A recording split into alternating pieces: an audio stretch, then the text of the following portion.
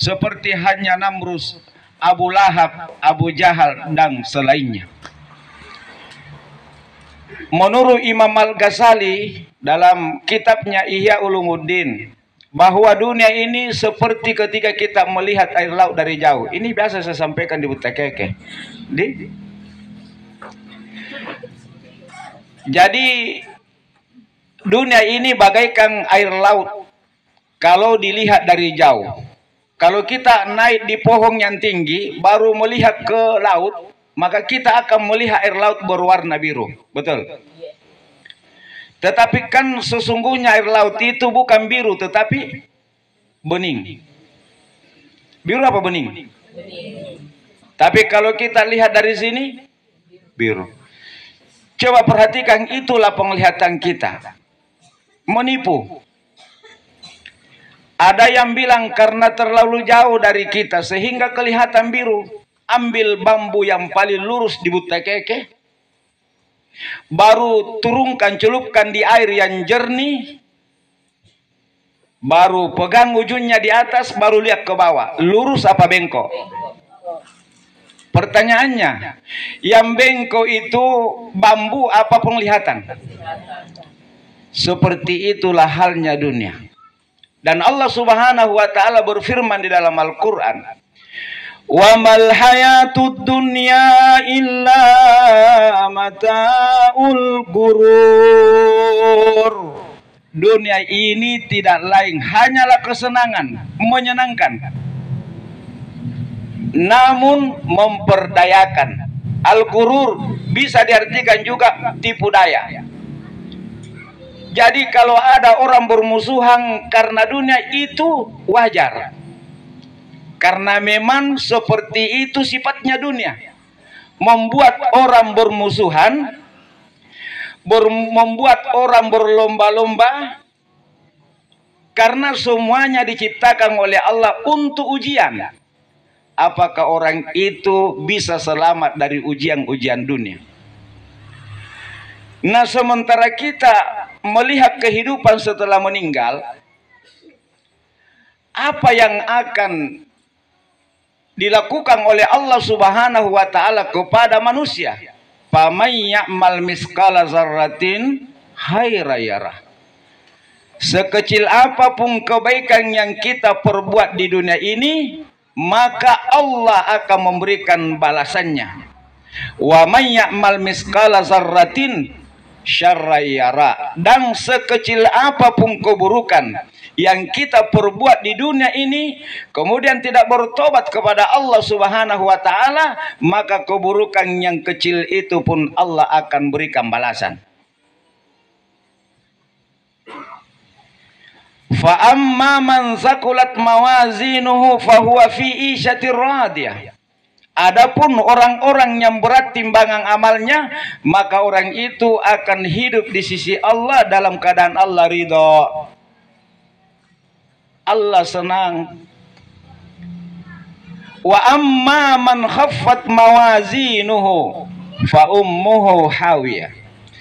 Adapun orang-orang yang ringan timbangan amalnya, maka bagi mereka neraka yang menyala-nyala, api yang menyala-nyala. Sekarang perhatikan dua ayat ini, biasa nilai pengupu yang ditimbang di sisi Allah nanti di hari kemudian. Amal apa harta? Halo.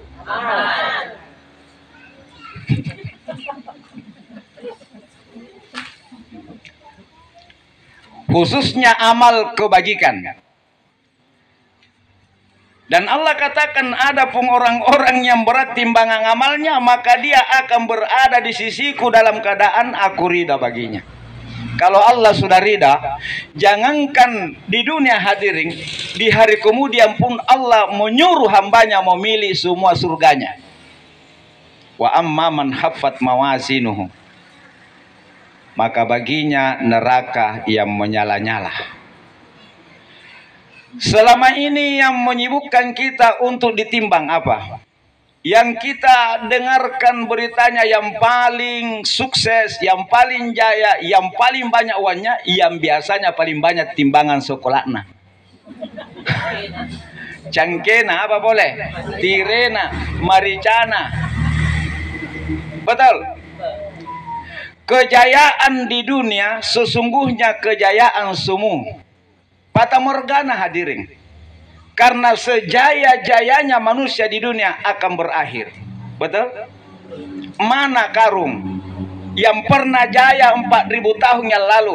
Tinggal ceritanya, tinggal namanya. Kejayaannya telah berakhir bersamaan dengan kematiannya. Tapi Allah abadikan namanya karun di dalam Al-Quran dan dicatat oleh sejarah agar supaya kita bisa mengambil pelajaran. Kekuasaan yang sebenarnya bukan di dunia, tetapi nanti di akhirat. Kebahagiaan yang hakiki di akhirat, kejayaan yang hakiki di akhirat, kesuksesan yang hakiki di akhirat. Makanya sering kita dengarkan guru-guru, nanti di akhirat orang beriman, orang yang beruntung akan bahagia, bahagianya selama-lamanya. Akan jadi raja-raja selama-lamanya. Akan jadi ratu-ratu selama-lamanya. Akan senang-senang selama-lamanya. Tempatnya di surga. Tapi balana surga garing-garing selama-lamanya. Menderita-menderita selama dibakar di dalam api bukan 1 triliun tahun, tetapi selama-lamanya. Yang menentukan yang lama itu adalah waktu yang sedikit di dunia ini. Oleh sebab itu jamaah yang dimuliakan Allah, minimal selama kita masih hidup kita berusaha menyeimbangkan fid dunya hasanah wa fil akhirati hasanah wa qina azabannar. Kenapa harus demikian? Karena di dunia ini kita butuh hidup, betul. Maka oleh sebab itu kita berusaha bagaimana supaya kita di dunia ini hidupnya baik. Maka cuma satu, ya,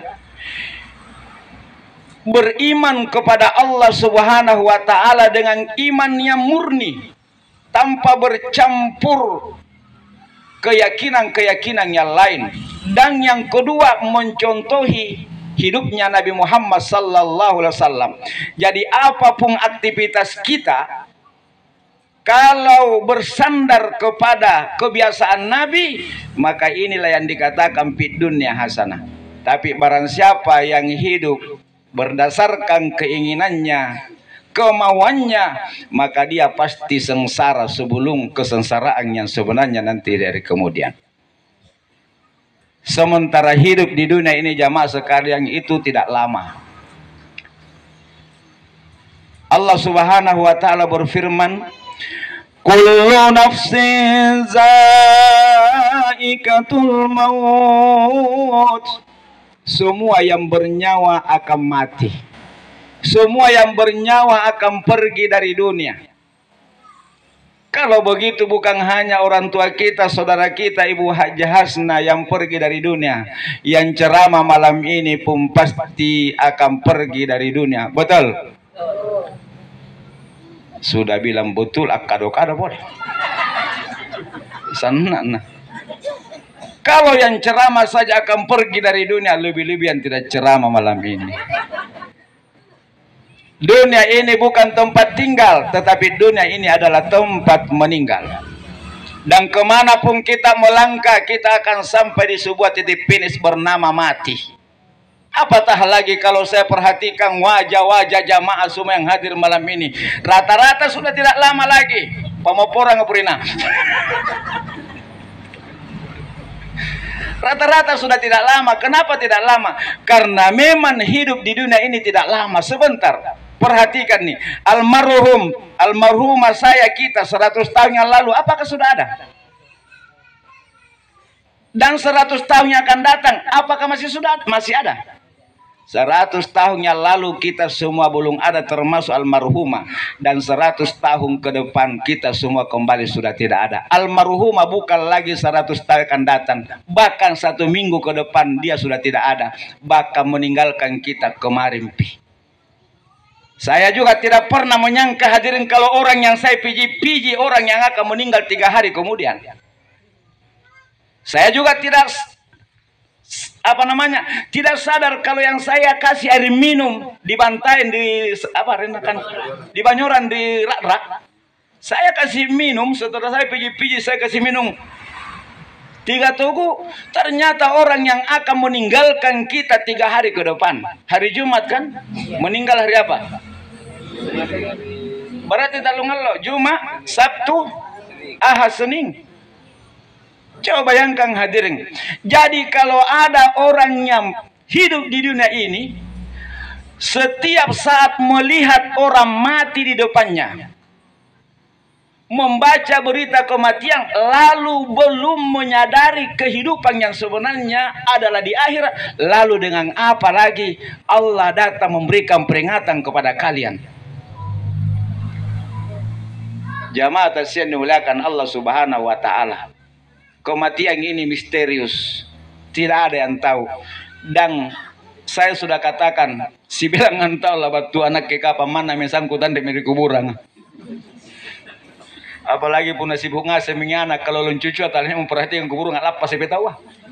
Saya ingkatin timami rate patoto ingas yang keluar kayak bagan lapas na bawat. Coba bayangkan pun mati mito hadirin. Rompok kuburan andre patung para kaiki. Itulah hidup yang sebenarnya. Apa yang mau kita banggakan di dunia? Bangga dengan harta. Harta akan hilang. Harta akan hancur. Kita pun akan meninggal. Yang abadi adalah iman dan amal saleh.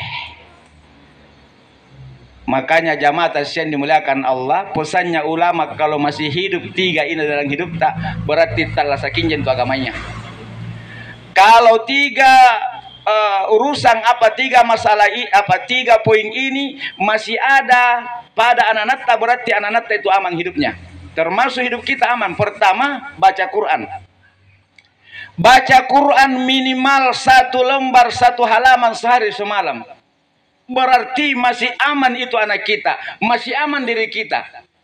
Karena setiap huruf dari Al-Quran itu mukjizat. Setiap huruf dari Al-Quran itu mengandung 10 kebaikan, 10 keberkahan, 10 kemuliaan, 10 mukjizat. Bahkan di riwayat yang lain, setiap huruf dari Al-Quran itu mengandung 1000 keberkahan, 1000 kebaikan, 1000 mukjizat. Dan ayat-ayat Al-Quran itu adalah seperti mantra-mantra. Wa nunazzilu minal Qur'ani ma huwa syifaa'un wa rahmatul lil mu'minin wa la yazidu dhalimina illa hasara.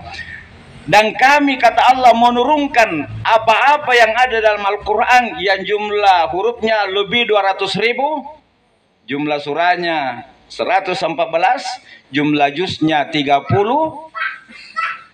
Di dalamnya itu syifa'um, penyembuh, penawar, penyembuh dari penyakit, penyembuh dari kemiskinan, penyembuh dari kesusahan, penyembuh dari rezeki yang sempit, warahmah, dan juga mendatangkan rahmat.